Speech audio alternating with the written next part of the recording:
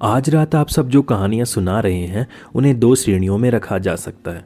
एक तो वे कहानियाँ हैं जिनमें एक और जीवित लोगों की दुनिया है, दूसरी ओर मृत्यु की दुनिया है और कोई शक्ति है जो एक दुनिया से दूसरी दुनिया में आना जाना संभव बना रही है। भूत प्रेत आदि भी इसी श्रेणी में आते हैं। दूसरी तरह की कहानियों में पराभौतिक क्षमता, पूर्वाभास और भविष्यवाणी करने की क्षमता शामिल है। आप सबकी सारी कहानियाँ इन्हीं दो श्रेणियों से संबंधित है। असल में आप लोगों के सारे अनुभव भी लगभग इन्हीं दो श्रेणियों में रखे जा सकते हैं। मेरे कहने का अर्थ है, जिन लोगों को भूत दिखते हैं उन्हें केवल भूत ही दिखते हैं, उन्हें कभी किसी अनहोनी का पूर्वाभास नहीं होता। दूसरी ओर जिन्हें ऐसा पूर्वाभास होता है उन्हें कभी भूत नहीं दिखते। मुझे नहीं पता ऐसा क्यों है।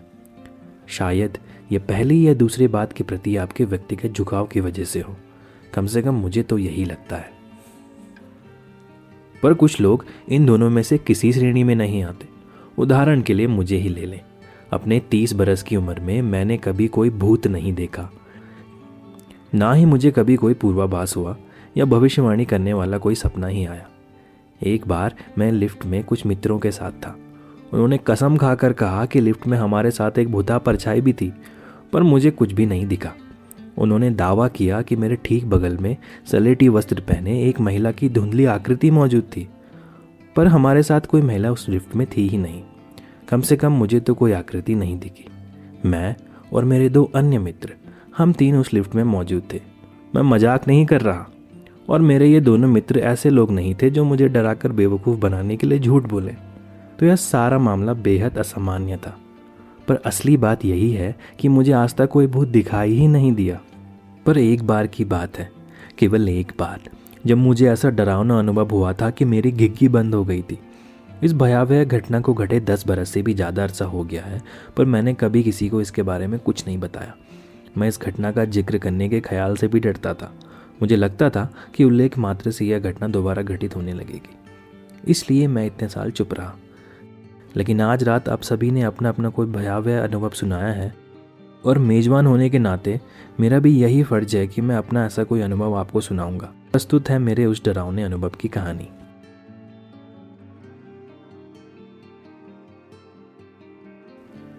उन्नीस 1960 के दशक के अंत में छात्र आंदोलन अपने पूरे शबाब पर था। यही वह समय था जब मैंने विद्यालय की शिक्षा पूरी कर ली। मैं हिप्पी पीढ़ी का हिस्सा था, इसलिए मैंने आगे की पढ़ाई के लिए विश्वविद्यालय में दाखिला लेने से इनकार कर लिया। इसकी बजाय मैं जापान भर में घूम घूम कर जगह जगह श्रमिकों के लिए उपयुक्त नौकरियां करता रहा। मुझे पक्का यकीन हो गया था कि जीवन जीने का सबसे सही तरीका मेहनत मजदूरी करना ही था। मेरे ख्याल से आप मुझे युवा और अधीर कहेंगे। आज पीछे मुड़कर देखने पर मुझे लगता है कि उस समय मैं एक मज़ेदार जीवन जी रहा था। ऐसे जीवन का मेरा चुनाव चाहे सही था या गलत, यदि मुझे फिर से चयन करने का मौका मिलता तो मुझे पूरा यकीन है कि मैं दोबारा वही जीवन चुनता। पूरे देश में घूमते रहने के मेरे दूसरे बरस के पतझड़ के दौरान मुझे कुछ महीने के लिए विद्यालय में रात की चौकीदार की नौकरी मिली। यह विद्यालय निगाता क्षेत्र के एक छोटे से शहर में था।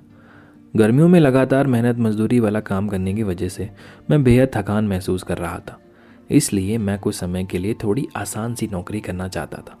रात के समय चौकीदार का काम करने के लिए विशेष कुछ नहीं करना पड़ता। दिन के समय मैं स्कूल के परिचारक के दफ्तर में एक कमरे में सो जाता था। रात में मुझे केवल 2 बार पूरे विद्यालय का चक्कर लगाकर सुनिश्चित करना था कि सब कुछ ठीक है। बाकी बचे समय मैं संगीत सुनता, पुस्तकालय में जाकर किताबें पढ़ता और जिम में जाकर अकेले ही बास्केटबॉल खेलता। किसी स्कूल में पूरी रात अकेले रहना इतना भी बुरा नहीं होता। क्या मैं भयभीत था? बिल्कुल नहीं। आप जब 18 या 19 साल के होते हैं, आप किसी चीज़ की परवाह नहीं करते। मुझे नहीं लगता आप में से किसी ने रात में चौकीदार के रूप में काम किया होगा, इसलिए मुझे आपको चौकीदार के कामकाज के बारे में बता देना चाहिए। आपको रात में रखवाली करते हुए 2 चक्कर लगाने होते हैं, एक 9 बजे और दूसरा 3 बजे। यही आपका कार्यक्रम होता है। जिस विद्यालय में मुझे नौकरी मिली थी उसकी एक पुख्ता 3 मंजिला इमारत थी। उसमें लगभग 20 कमरे थे। यह एक बहुत बड़ा स्कूल नहीं था। कक्षा के कमरों के अलावा संगीत शिक्षण के लिए एक कमरा था, कला शिक्षण के लिए एक स्टूडियो था और एक विज्ञान प्रयोगशाला थी। इसके अतिरिक्त शिक्षकों के बैठने के लिए एक बड़ा कमरा था और प्रधानाचार्य का दफ्तर था। कॉफ़ी पीने के लिए एक दुकान, एक तरुण ताल, एक व्यायामशाला और एक नाट्यशाला भी विद्यालय का हिस्सा थे। रात के 2 बार इन सब का चक्कर लगाना मेरे काम में शामिल था। जब मैं रात में रखवाली करते हुए स्कूल में चक्कर लगा रहा होता तो मैं साथ साथ एक 20 सूत्री जांच सूची पर भी निशान लगाता चलता। शिक्षकों के बैठने का कमरा सही, विज्ञान प्रयोगशाला सही। मुझे लगता है मैं परिचारक के कमरे के बिस्तर पर बैठे बैठे भी सही के निशान लगा सकता था। तब मैं रात के विद्यालय के चक्कर लगाने के जहमत से बच जाता। लेकिन मैं इतना गैर जिम्मेदार व्यक्ति नहीं था। यूँ भी विद्यालय के चक्कर लगाने में ज़्यादा समय नहीं लगता था। इसके अलावा यदि कोई रात में चोरी के इरादे से स्कूल में घुस जाता तो जवाबदेही तो मेरी ही होती। जो भी हो, हर रात में 2 बार 9 बजे और 3 बजे रखवाली करते हुए पूरे विद्यालय का चक्कर लगाता था। मेरे बाएं हाथ में एक टॉर्च होती थी, जबकि दाएं हाथ में लकड़ी की एक पारंपरिक तलवार होती।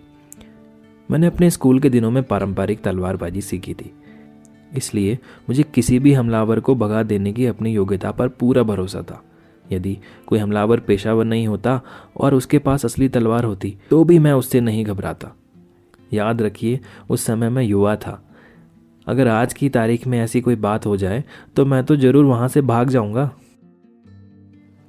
खैर, यह घटना अक्टूबर महीने की एक तूफ़ानी रात में घटी। असल में साल के इस माह के हिसाब से मौसम बेहद उमस भरा था। शाम से ही मच्छरों के झुंड मंडराने लगे। मुझे याद है मैंने मच्छरों को भगाने वाली टिकिया भी जलाई ताकि इन बदमाशों को दूर रखा जा सके। बाहर आंधी का कर्णभेदी शोर था। तरुणताल का दरवाज़ा टूटा हुआ था और तेज हवा में खटखट बज रहा था। मैंने सोचा कि कील ठोकर दरवाजे को दुरुस्त कर दूं, लेकिन बाहर घुप अंधेरा था, इसलिए वह दरवाज़ा सारी रात यूं ही बजता रहा। उस रात 9 बजे रखवाली के लिए लगाए गए स्कूल के चक्कर में सब ठीक ठाक रहा। मैंने जांच सूची के सभी 20 मदों पर सही का साफ निशान लगा दिया। सभी कमरों के दरवाजे पर ताला लगा था और हर चीज़ अपनी जगह पर थी। कहीं कुछ भी अजीब नहीं था। मैं वापस परिचारक के कमरे में गया, जहां मैंने घड़ी में 3 बजे उठने के लिए अलार्म लगा दिया। बिस्तर पर लेटते ही मुझे नींद आ गई। 3 बजे अलार्म बजने पर मैं जग तो गया, लेकिन मुझे कुछ अजीब सा महसूस हो रहा था। मैं आपको ठीक से यह समझा नहीं सकता, लेकिन मुझे कुछ अलग सा लगा। मेरे उठने का मन भी नहीं कर रहा था। ऐसा लग रहा था जैसे कोई चीज़ बिस्तर से उठने की मेरी इच्छा को दबा रही थी। आमतौर पर मैं उछलकर बिस्तर से उठ खड़ा होता हूँ, इसलिए मैं कुछ भी समझ नहीं पा रहा था। मुझे जैसे खुद को धक्का देकर बिस्तर से उठाना पड़ा ताकि मैं स्कूल की रखवाली वाला 3 बजे का चक्कर लगाने जा सकूं। बाहर तरुणताल का टूटा दरवाज़ा अब भी तेज हवा में बज रहा था, पर उसके बजने की आवाज़ अब पहले से अलग लग रही थी। कहीं न कहीं कुछ तो ज़रूर अजीब है। बाहर जाने के प्रति अनिच्छुक मैंने सोचा, किंतु फिर मैंने अपना मन बना ही लिया। चाहे कुछ भी हो जाए, मुझे अपना काम करने जाना है। यदि आप एक बार अपने कर्तव्य से बेमुख हो जाएं, तो आप बार बार कर्तव्य से बेमुख होंगे, और मैं इस झमेले में नहीं पड़ना चाहता था। इसलिए मैंने अपनी टॉर्च और लकड़ी की तलवार उठाई और विद्यालय का चक्कर लगाने के लिए निकल पड़ा। यह वाकई बहुत अजीब सी रात थी। जैसे जैसे रात गहरी हो रही थी, हवा की रफ्तार बेहद तूफ़ानी होती जा रही थी और हवा में नमी भी बढ़ती जा रही थी। मेरे शरीर में जगह जगह खुजली होने लगी और किसी भी चीज़ पर अपना ध्यान केंद्रित कर पाना मेरे लिए मुश्किल होने लगा। मैंने पहले व्यायामशाला, नाट्यशाला और तरुणताल का चक्कर लगाने का निश्चय किया। वहाँ सब कुछ ठीक ठाक था। तरुणताल का टूटा दरवाज़ा तूफ़ानी हवा में इस तरह लहलीन बज रहा था जैसे उसे पागलपन का दौरा पड़ा हो। उसके बजने की आवाज़ डरावनी और अजीब लग रही थी। स्कूल की इमारत के भीतर की स्थिति सामान्य थी। मैं हर ओर देखते हुए अपनी 20 सूत्री जांच सूची पर सही का निशान लगाता जा रहा था। हालांकि मुझे कहीं कुछ अजीब लग रहा था, लेकिन वास्तव में अब तक ऐसा कुछ भी नहीं हुआ था जिसे अजीब कहा जा सके। चैन की सांस लेकर मैं परिचारक के कमरे की ओर लौटने लगा। मेरी जांच सूची में अब केवल अंतिम जगह विज्ञान प्रयोगशाला बच गई थी। यह प्रयोगशाला इमारत की पूर्वी हिस्से में कॉफ़ी पीने की दुकान के बगल में स्थित थी। परिचारक का कमरा यहाँ से ठीक उल्टी दिशा में पड़ता था। इसका मतलब था कि लौटते हुए मुझे पहली मंजिल के लंबे गलियारे को पार करना था। वहाँ घुप अंधेरा था। जब आकाश में चांद निकला होता था तो उस गलियारे में हल्की रोशनी होती थी, पर जब ऐसा नहीं होता था तो वहाँ कुछ भी नहीं दिखाई देता था। उस रात भी घुप अंधेरे में आगे का रास्ता देखने के लिए मुझे टॉर्च की रोशनी का सहारा लेना पड़ रहा था। दरअसल मौसम विभाग के अनुसार उस इलाके में एक चक्रवात के आने का अंदेशा था, इसलिए चांद दिखाई नहीं दे रहा था। बाहर आकाश में केवल बादलों की भीषण गड़गड़ाहट थी और नीचे ज़मीन पर तूफानी हवा का भयावह शोर था। मैं और दिनों की अपेक्षा तेज़ी से उस गलियारे को पार करने लगा। मेरे जूतों में लगे रबड़ के फर्श पर हो रहे घर्षण से उस सन्नाटे में एक अजीब सी आवाज़ पैदा हो रही थी। वह फर्श काई के रंग का था, मुझे आज भी याद है। स्कूल का प्रवेश द्वार आधा गलियारा पार करने के बाद आता था, और जब मैं वहाँ से गुजरा तो मुझे लगा वह क्या था। मुझे लगा जैसे अंधेरे में मुझे कोई चीज़ दिखी। मैं बुरी तरह घबरा गया। मेरे माथे और कनपट्टियों से पसीने की धार बह निकली। तलवार की मूठ पर अपनी पकड़ मजबूत करते हुए मैं उस ओर मुड़ा जिधर मुझे कुछ दिखा था।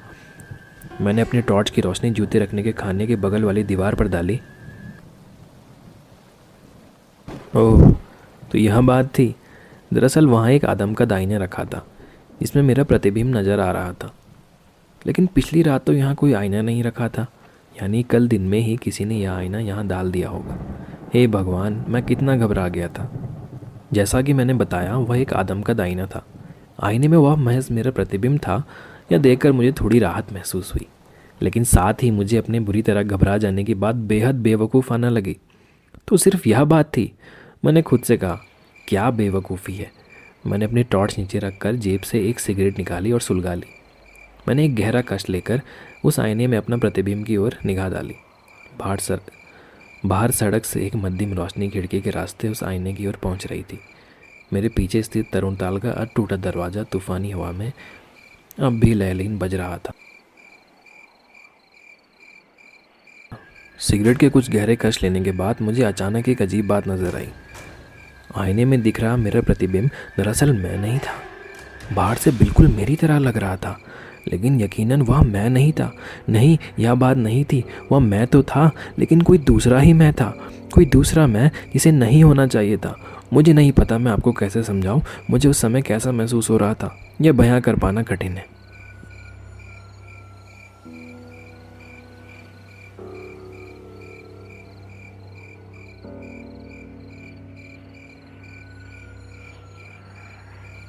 जो बात मैं समझ पाया वह यह थी, आईने में मौजूद वह प्रतिबिंब मुझसे बेइंतहा नफरत करता था।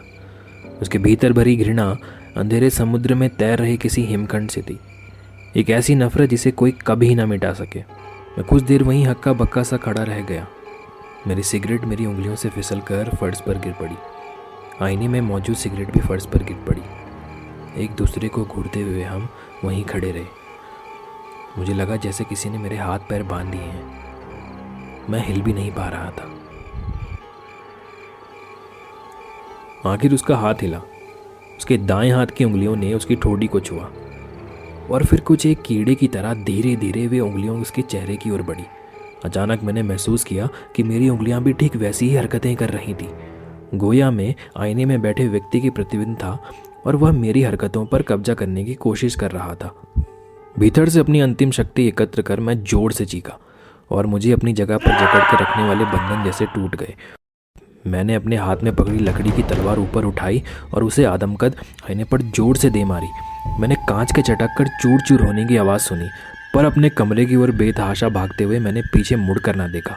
कमरे में पहुंचते ही मैंने दरवाज़ा भीतर से बंद कर लिया और बिस्तर पर पड़ी रजाई में घुस गया। हालांकि मुझे अपनी जलती सिगरेट के वहाँ फर्श पर गिर जाने की चिंता हुई, पर अब मैं वहाँ वापस किसी हालत में नहीं जाने वाला था। बाहर तूफानी हवा प्रचंड वेग से शोर मचा रही थी। तरुणताल का टूटा दरवाज़ा भी सुबह तक बोराया और लहलीन सा उसी तरह बज रहा था।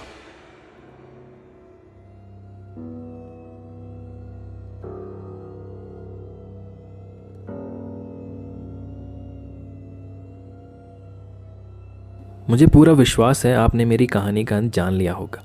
दरअसल वहाँ कोई आईना था ही नहीं। सूर्योदय होने से पहले ही चक्रवात का कहर खत्म हो चुका था। तूफानी हवा बंद हो गई थी और बाहर एक दोपहला दिन निकल आया था। मैं स्कूल के मुख्य द्वार पर गया। मेरी उंगलियों से फिसल कर गिर गई सिगरेट का टुकड़ा अभी भी वहीं था। मेरी टूटी हुई तलवार भी वहीं पड़ी थी, लेकिन वहाँ कोई आईना नहीं था। टूटे हुए कांच के टुकड़े भी नहीं थे।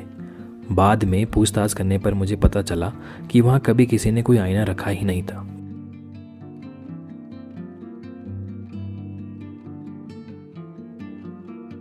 मैंने वहाँ जो देखा वह भूत नहीं था, वह तो मैं ही था। मैं इस बात को कभी नहीं भूल पाता कि उस रात कितना डर गया था। जब भी मुझे वह रात याद आती है, मेरे जहन में यही विचार कौंधता है कि विश्व में सबसे डरावनी चीज हमारा अपना ही स्वरूप है। आप इस बात के बारे में क्या सोचते हैं?